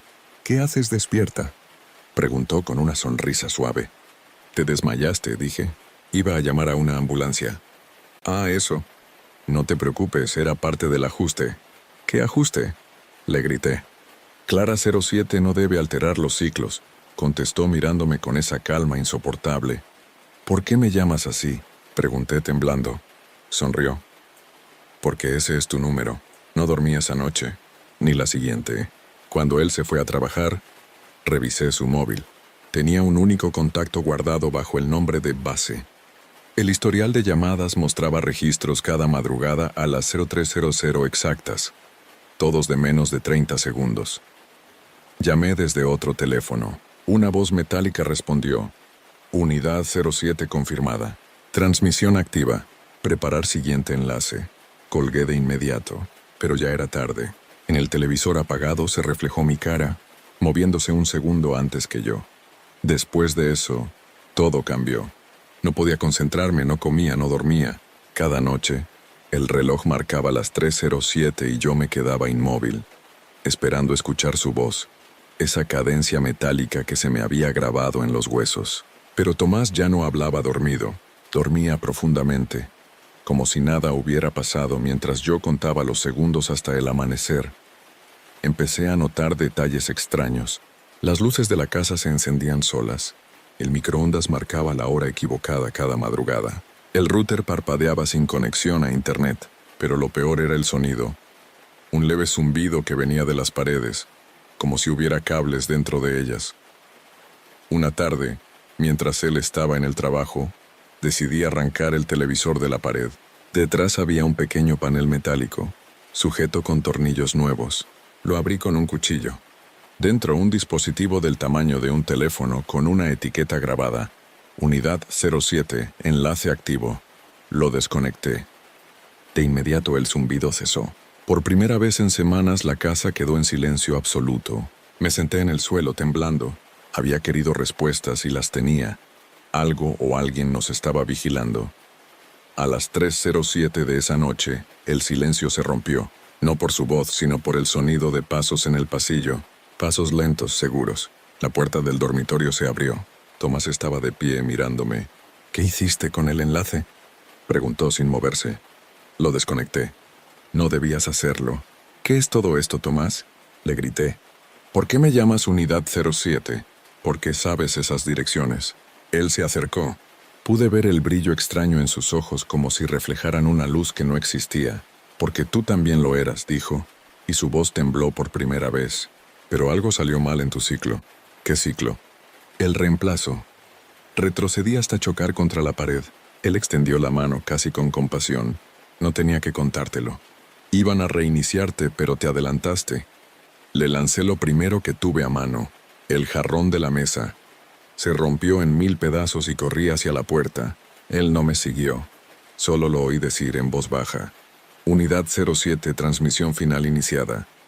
Salí de la casa y no volví. Me hospedé en un hostal barato y llamé a la policía, aunque no sabía ni qué denunciar. Les conté lo del dispositivo, los mensajes, las coordenadas. Un agente tomó nota, pero su expresión se ensombreció al oír «Unidad 07». «¿Estás segura de ese número?», preguntó. Asentí.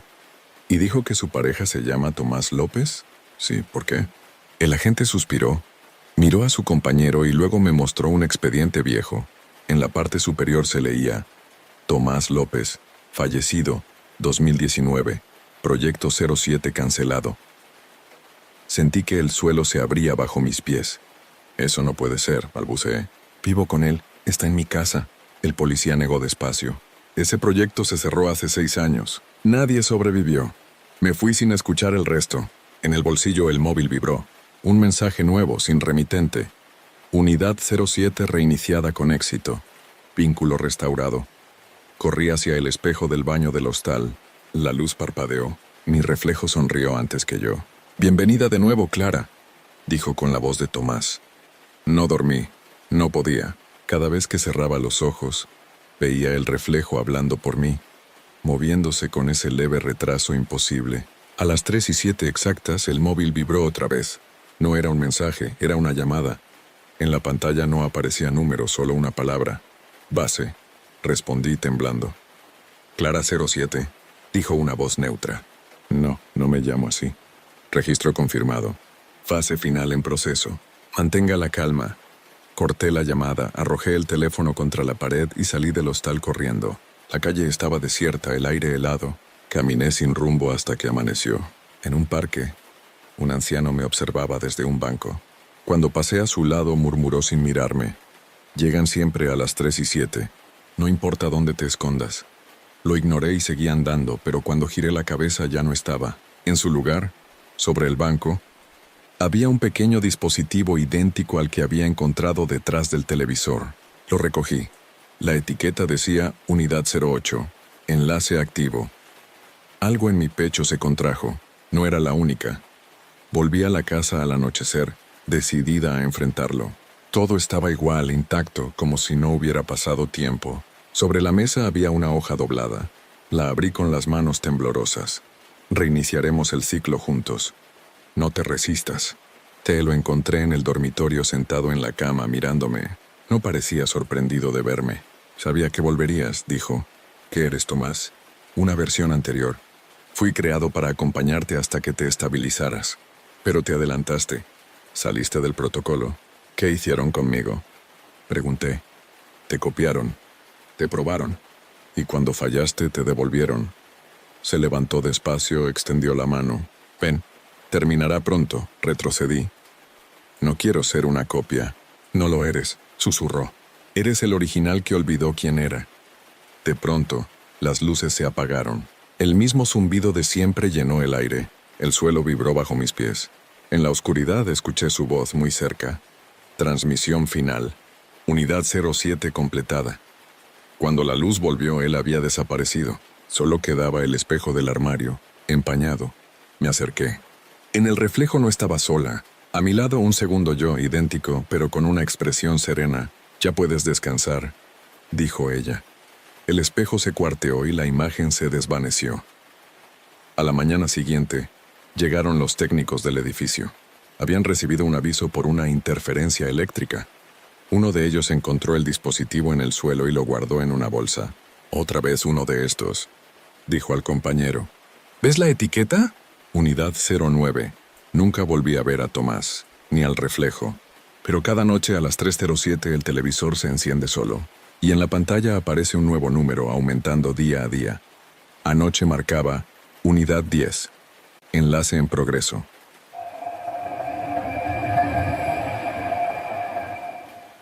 Conocí a Marta en una reunión de padres del colegio. Ambos teníamos hijos de la misma edad y coincidimos en la fila del comedor. Me pareció amable, tímida, de esas personas que miran a los demás antes de hablar. Empezamos a tomar café después de dejar a los niños, y en pocos meses nuestra amistad se volvió rutina. Cuando mi esposa falleció en un accidente, Marta fue quien más me acompañó. Me traía comida. Se quedaba hasta tarde ayudando con los deberes de mi hijo. Y poco a poco su presencia se volvió necesaria. No planeamos enamorarnos, simplemente pasó.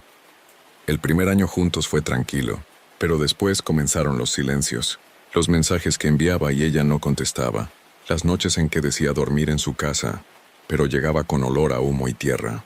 Una madrugada, al buscar mi móvil en la cocina, lo encontré abierto con una nota nueva. «No confíes en Marta. Ya lo hizo antes». Le mostré el mensaje a Marta al día siguiente. Se quedó pálida, aunque no tanto como esperaba. Dijo que seguramente había sido un virus, una broma, esas cosas raras de los móviles. Lo borró delante de mí, pero su reacción me dejó una espina en el estómago. Demasiado tranquila. Intenté olvidar el asunto, hasta que el mensaje volvió a aparecer 3 noches después, idéntico, pero esta vez con una fecha al final. «No confíes en Marta. Ya lo hizo antes. 15:02.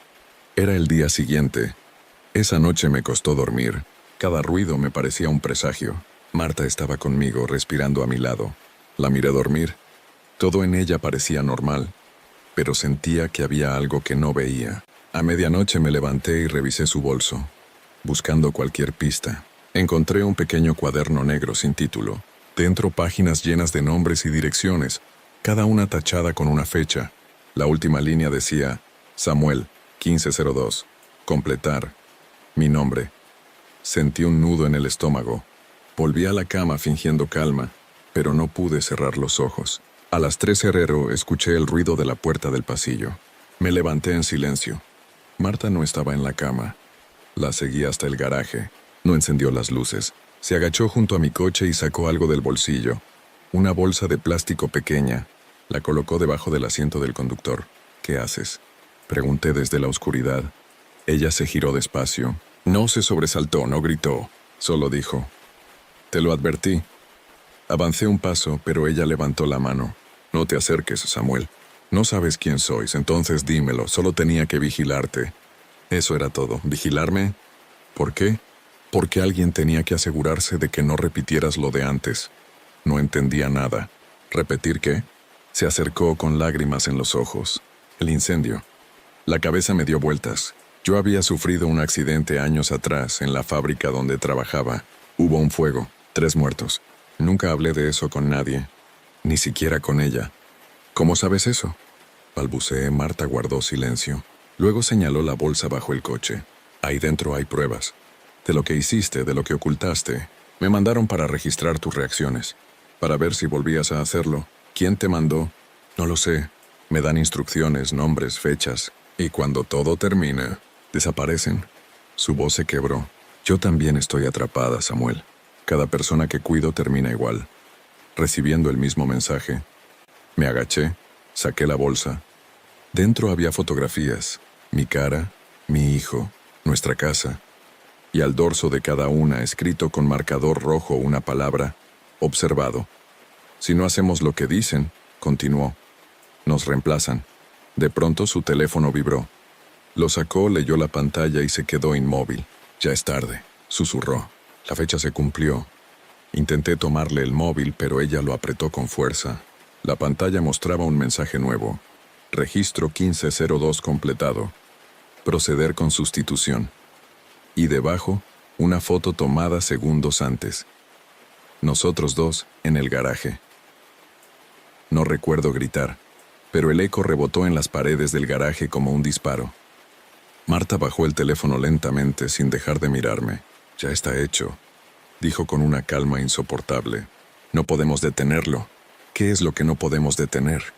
Exigí. El reemplazo siempre llega cuando el registro se completa. El miedo me paralizó. ¿Quiénes son? ¿Qué quieren? No lo sé, susurró. Solo sé que lo hacen desde hace años. Eligen personas que cambiaron la historia. Tú estabas en esa lista mucho antes de conocerme. ¿Por el incendio? Ella asintió llorando. Dijeron que tenías que enfrentarlo, que si lo hacías el ciclo se cerraría. Yo solo tenía que observar. Pero la fecha llegó y, antes de terminar la frase, el teléfono volvió a vibrar. La pantalla se encendió sola y un nuevo mensaje apareció. Sustitución iniciada. Sujeto S15 confirmado. Un zumbido llenó el aire, bajo, constante, como si la electricidad se retorciera dentro de las paredes. Las luces del garaje empezaron a parpadear. Corrí hacia la puerta, pero no se abría. Marta se cubrió los oídos gritando. El sonido aumentaba hasta ser insoportable. Y entonces, silencio. Cuando abrí los ojos estaba afuera, en el patio. El coche seguía dentro, el garaje cerrado. Toqué el pomo, frío. Empujé. La puerta cedió sin resistencia. Marta estaba de pie, inmóvil, con la mirada vacía. ¿Estás bien?, le pregunté acercándome despacio. Asintió, pero su voz cuando habló no era la suya. Era plana, sin vida. Proceso finalizado, retrocedí. Marta, ¿qué te hicieron? Ella sonrió, aunque la sonrisa no le llegaba a los ojos. Nada que no me hubiera pasado antes. ¿Dónde está el verdadero tú?, pregunté. No respondió. Dio un paso hacia mí, luego otro, hasta quedar a pocos centímetros. Su piel estaba helada. Te observarán a ti ahora, susurró. ¿Quiénes? Los mismos que me observaron a mí. Antes de que pudiera reaccionar me puso algo en la mano. Su móvil. En la pantalla solo había una línea de texto. Transferencia completada. Nuevo observador asignado. S15. Ella se giró. Caminó hacia el coche y se sentó en el asiento del conductor. Encendió el motor, miró hacia adelante y sin dudar aceleró contra la pared. El impacto fue brutal. Corrí hasta el vehículo, abrí la puerta. El aire olía a gasolina y metal. No había sangre. No había cuerpo. Solo la bolsa de fotos intacta sobre el asiento. De vuelta en casa me senté frente al ordenador. No podía pensar. Conecté el móvil que me había dejado. En la galería había un solo video nuevo. Lo abrí. Era el garaje grabado desde arriba en el momento exacto del choque. Se veía el coche, el muro, y yo de pie frente a él. Pero el detalle que me heló la sangre fue otro. En el video mi rostro no era mi rostro. Era el de Marta. La grabación terminó con un mensaje superpuesto en letras blancas. Observador activo. Registro en curso. No interrumpir la sesión. Desde entonces, cada vez que miro al espejo, hay un ligero retraso entre mis movimientos y los del reflejo. Y algunas noches juro escuchar su voz suave detrás del cristal. Tranquilo, Samuel. Ahora me toca verte a ti.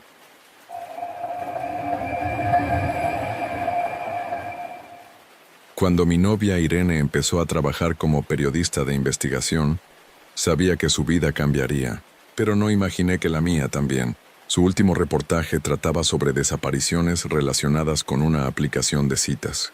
Decía que todo apuntaba a un mismo patrón. Mujeres que conocían a un hombre en la app quedaban una vez y luego nadie volvía a verlas.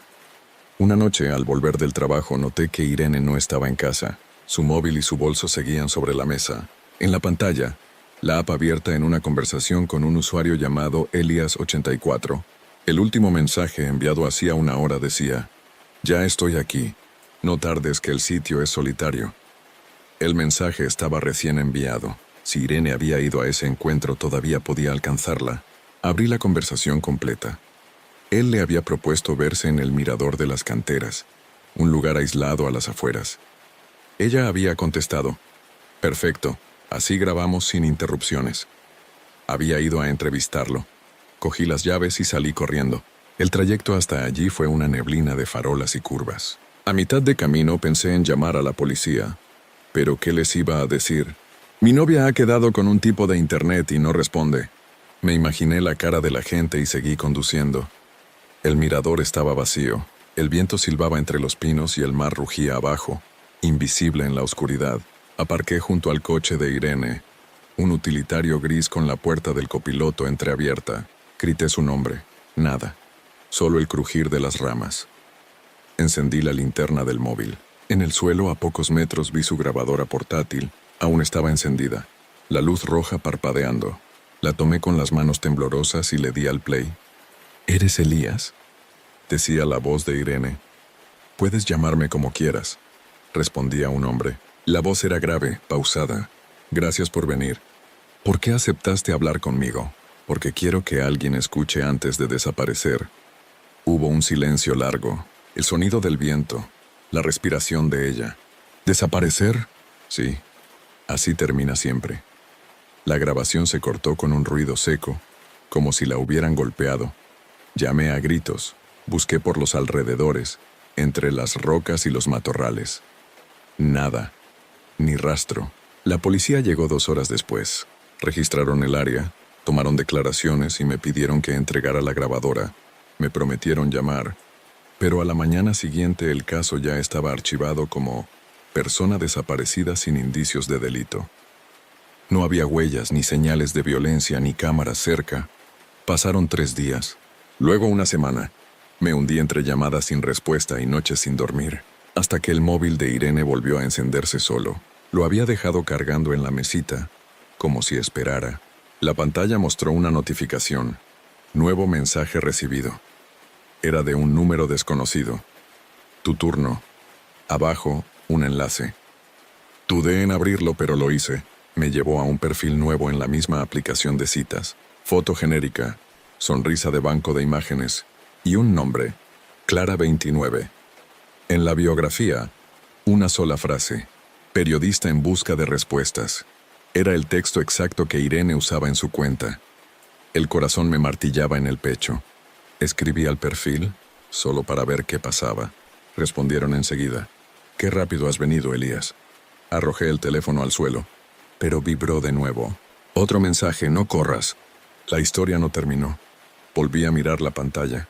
Había una nueva foto enviada. El mirador, de noche, con una figura femenina frente al borde. Llevaba la chaqueta de Irene. Llamé a la policía otra vez, desesperado. Cuando regresamos al mirador, el lugar estaba vacío, pero en el suelo donde había encontrado la grabadora, había algo nuevo. Mi cartera. Dentro una tarjeta metálica grabada con las palabras «Caso 29, testigo integrado». Esa noche no dormí. Cada vez que el teléfono vibraba, me paralizaba. A las 3 de la mañana, un último mensaje. «Gracias por continuar la investigación, Elías». No todos se ofrecen voluntariamente. Desde entonces, cuando abro la cámara del móvil, a veces aparece una segunda cara junto a la mía, borrosa pero inconfundible. Es ella, mirando directamente al lente. Pasé los días siguientes sin salir de casa, con las cortinas cerradas y el móvil apagado, pero el miedo no desaparecía. Cada vez que encendía el televisor o el ordenador, las pantallas parpadeaban por un segundo, mostrando la misma imagen. El mirador, vacío, con una silueta femenina al borde. Siempre en el mismo ángulo, siempre a la misma hora. 23:47. Decidí investigar por mi cuenta. Revisé las notas de Irene, las que había dejado en su escritorio. Entre ellas encontré algo que la policía había pasado por alto. Una lista de nombres, fechas y ubicaciones. Todos casos de mujeres desaparecidas que habían usado la misma aplicación. Pero había algo más. Una columna adicional, con nombres de hombres. Contactos finales. El mío estaba al final de la lista, con una fecha marcada para dentro de 3 días. Fui a la redacción donde Irene trabajaba. Su jefe me recibió con mirada cansada. «Ya vinieron otros a preguntar por ella», dijo. Gente del medio, decían, dejaron esto para ti. Me entregó un sobre sin remitente. Dentro una fotografía impresa, el mirador de las canteras de día, vacío. Al dorso, una frase escrita a mano. Ella sigue grabando. Esa misma noche volví al mirador. No podía evitarlo. La carretera parecía más estrecha, el silencio más espeso. Cuando llegué, el lugar estaba desierto. El viento me cortaba la cara y las olas rompían abajo con una furia casi humana. Dejé la linterna sobre el capó del coche y avancé hacia el borde. Entonces escuché el sonido, el clic familiar de una grabadora. Lo seguí hasta una roca grande. Allí estaba, el mismo dispositivo de Irene limpio como nuevo con una etiqueta que no tenía antes. Sesión 2. Lo encendí. La voz de Irene sonó clara, demasiado clara. Elías, si estás escuchando esto significa que ya te eligieron. ¿Quién es? Pregunté sin pensar como si ella pudiera oírme. No confíes en la aplicación. No es una red social, es un filtro. Graba tus reacciones, tus decisiones. Cada vez que abres el perfil de alguien, te registran, te estudian. La voz tembló. Cuando uno desaparece, el otro continúa. El audio terminó con un ruido de viento y un leve suspiro. Me quedé paralizado. Entonces noté algo extraño. Una luz roja parpadeaba en la roca. Me agaché y descubrí una cámara diminuta apuntando directamente hacia mí. La arranqué, pero mientras la sostenía, otra luz se encendió detrás y luego otra, y otra más. Todo el mirador estaba cubierto de ellas, como un enjambre de ojos observándome. Sonó una notificación en mi móvil aunque lo había apagado. La pantalla se encendió sola, mostrando un nuevo mensaje de la aplicación. Transmisión en directo, sesión 2, Elías 84 activo. Y debajo, una línea de espectadores que aumentaba sin parar. Miles, decenas de miles. Intenté apagar el teléfono pero no se podía. La cámara frontal se activó grabándome. En la pantalla, mi cara se veía nítida, iluminada por el resplandor del mar. Detrás de mí, apenas visible, la silueta de Irene, sonriendo. La transmisión terminó sola con un mensaje final. Gracias por participar. El informe estará disponible pronto. A la mañana siguiente, la policía encontró mi coche junto al mirador. Dentro había un teléfono encendido, emitiendo una retransmisión en bucle con el título Sesión 3, en preparación. Durante semanas, los vídeos del caso del mirador circularon por redes sociales antes de ser eliminados. Los titulares hablaban de una transmisión viral sin explicar quién la había publicado. Algunos decían que era arte experimental. Otros, que formaba parte de una campaña de la propia aplicación. Nadie mencionaba mi nombre, ni el de Irene. Éramos solo la pareja del streaming. Un periodista local amigo de Irene me contactó desde un número desconocido. Me pidió que nos viéramos en persona, en un bar discreto del puerto. Cuando llegué lo reconocí por una foto vieja. Estaba demacrado, la voz rota por el tabaco. No sé cuánto tiempo tengo, dijo en cuanto me senté. Lo que ella investigaba no era solo una app, era una red de observación. Usan perfiles falsos para reclutar gente, probarlos emocionalmente, medir sus reacciones en tiempo real. Saqué el teléfono y lo puse sobre la mesa. Ya sé, estoy dentro. El periodista me miró alarmado. Entonces ya es tarde. De su bolsillo sacó un pendrive. Aquí está todo. Servidores, nombres, ubicación de las IPs. Pero si intentas denunciarlo, desaparecerás, como ella, como los otros. Antes de que pudiera preguntar nada más, se levantó y se marchó. Dejé el pendrive en el bolsillo y volví al coche. Lo conecté al ordenador esa noche. Solo había un archivo. Irene Final Mov. Le di play. La imagen era granulada, tomada con una cámara de seguridad. Irene estaba sentada en una habitación blanca, con las manos sobre una mesa metálica. Frente a ella, una mujer con bata y gafas oscuras. No se veía el rostro, solo la voz. ¿Está dispuesta a continuar? Sí, respondió Irene, pero quiero saber qué pasó con Elías. Él sigue el protocolo. Usted observará la siguiente fase. La mujer se levantó, y la cámara hizo un leve zoom sobre Irene. Ella levantó la mirada, directamente hacia el lente, y dijo algo que casi me detuvo el corazón. Si alguien ve esto, no intente rescatarme. Ya no soy yo. El video se cortó.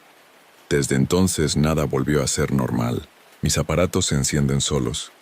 Los relojes digitales se detienen a las 23:47, la misma hora del primer video. Intenté cambiar de ciudad, incluso de país, pero donde sea que voy, aparece la misma notificación.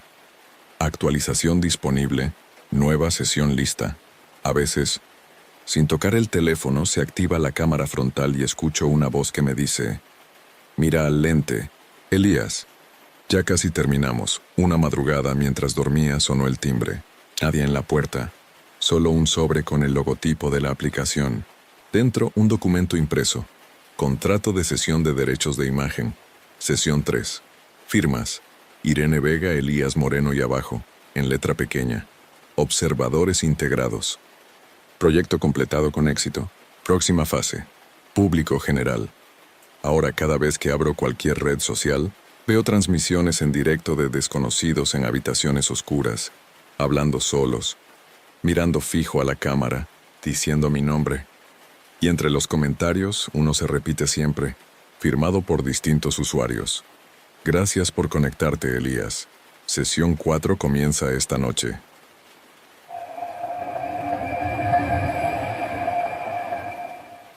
El edificio donde vivíamos era viejo, pero tenía encanto. Mi novia, Laura, y yo lo elegimos porque estaba cerca de su trabajo y tenía una terraza enorme donde podíamos ver los trenes pasar. Llevábamos apenas un mes allí cuando empezaron los problemas con los vecinos del piso de arriba. No hacían ruido, no daban fiestas. El problema era otro. A veces, a mitad de la noche, escuchábamos cómo arrastraban muebles, pero cuando subíamos a reclamar, nadie respondía. Una madrugada decidí subir solo. Toqué. Silencio. Me agaché para mirar por la rendija y vi luz dentro.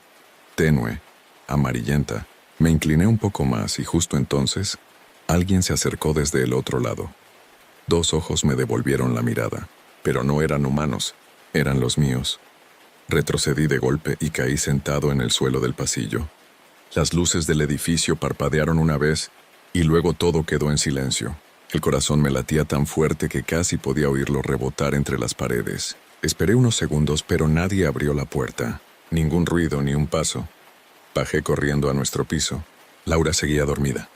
No quise despertarla ni contarle lo que había visto. Me metí en la cama fingiendo calma.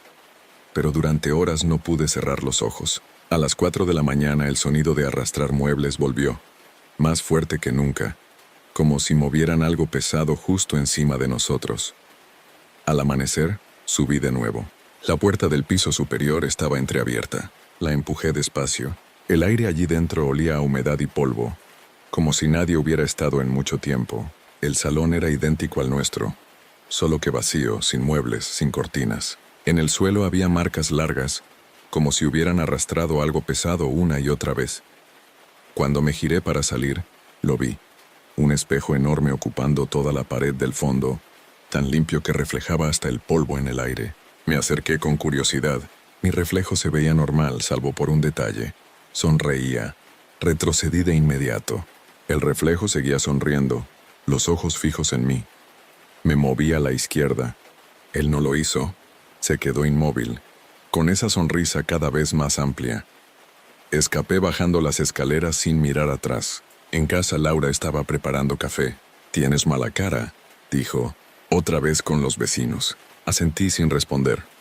Pasaron unos días sin incidentes. Empecé a convencerme de que todo había sido producto del cansancio, hasta que Laura empezó a comportarse extraño. Se quedaba mirando el techo durante minutos, inmóvil. Una noche la escuché hablar dormida en voz baja. «Están esperando el momento». «¿Quiénes?», pregunté medio dormido. Abrió los ojos, completamente despierta. «Los de arriba». A la mañana siguiente subimos juntos. Queríamos dejar claro que si seguían haciendo ruido, llamaríamos al casero, pero al llegar al último piso el pasillo estaba vacío.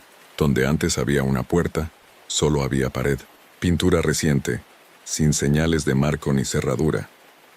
Laura palideció. «Te juro que estaba aquí», susurró. Salimos del edificio en silencio. No hablamos del tema durante varios días, pero el ruido continuó. Golpes, arrastres y, lo peor, pasos. A veces los oía justo encima del dormitorio. Otras parecían seguirnos de una habitación a otra. Una madrugada desperté y la cama estaba vacía. Corrí por toda la casa buscándola. La encontré en el salón, de pie frente al espejo de cuerpo entero. No se movía. Me acerqué y vi que su reflejo parpadeaba con retraso. Laura. Susurré. No respondió. Solo levantó la mano lentamente y señaló el techo. El ruido volvió. Algo se arrastraba justo encima de nosotros. Pesado. Insistente. Fui por la linterna y subí otra vez las escaleras. En el último peldaño el aire era diferente, más frío. Donde antes había una pared lisa, ahora estaba la puerta. Entreabierta. Del interior provenía un murmullo, como si alguien repitiera mi nombre una y otra vez. Empujé la puerta. Dentro no había espejo, ni marcas, ni muebles, solo una silla en el centro, con algo colgando del respaldo. Era una fotografía, mía y de Laura, tomada desde arriba, desde el techo de nuestro dormitorio. La foto temblaba en mis manos. No recordaba haberla tomado y mucho menos desde ese ángulo. Detrás, escrito con tinta azul, había una fecha de hacía 2 días y una frase: «Ya estáis listos». El aire en aquella habitación se volvió más espeso, casi irrespirable. Quise salir, pero la puerta se cerró de golpe con un ruido seco que me dejó sordo por un instante. Golpeé, grité, pero nadie respondió. El murmullo que antes parecía venir de lejos ahora resonaba dentro de mi cabeza. Eran voces. Repetían mi nombre una y otra vez, pero con timbres distintos, como si cientos de personas hablaran al mismo tiempo. Cuando por fin la puerta cedió, bajé a casa corriendo. Laura estaba en el sofá, con la televisión encendida, mirando fijamente la pantalla apagada. «¿Dónde estabas?», preguntó sin apartar la vista. «Arriba, encontré una foto». «Sí», me interrumpió. «La dejé yo». Su tono era sereno, casi ausente. «¿Cómo que la dejaste tú? Tenían que saber que ya estábamos preparados». Me acerqué temiendo lo peor.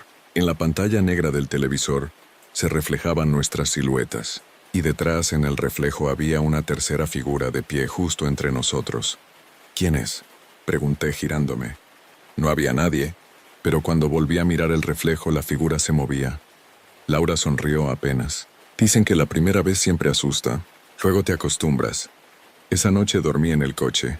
Al amanecer regresé al edificio con la idea de empacar mis cosas y marcharme.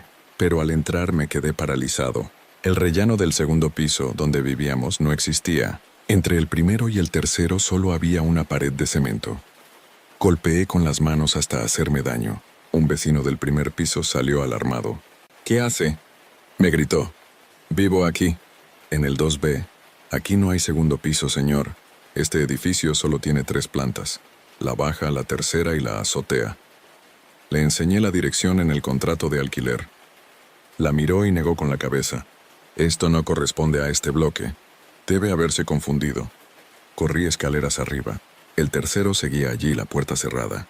La abrí de golpe. El interior era exactamente mi casa. Los mismos muebles, las mismas fotos, todo idéntico, salvo por un detalle. En el sofá, sentados, estaban Laura y yo. Me quedé sin aire. Ellos, nosotros, veían televisión. Me acerqué despacio. Su piel era pálida, su respiración casi imperceptible. La pantalla emitía un zumbido bajo y una línea de texto aparecía en la parte inferior. Observación 9. Duplicado exitoso. Original en proceso de disolución. Retrocedí horrorizado. Al hacerlo, la puerta se cerró detrás de mí. Laura, la del sofá, giró la cabeza y me miró. Sus ojos estaban completamente negros. «No te resistas», dijo. «Duele menos si lo aceptas». Sentí un tirón en el pecho, una presión insoportable. El aire vibraba, y la imagen frente a mí se distorsionaba como si todo se derritiera. Logré salir corriendo, tropezando por las escaleras hasta caer en la calle. Cuando volví a mirar arriba, las ventanas del tercer piso estaban oscuras. No había luces ni movimiento. Esa noche dormí en un hotel. Al día siguiente volví al edificio con un inspector. Donde antes estaba nuestro piso, solo había hormigón.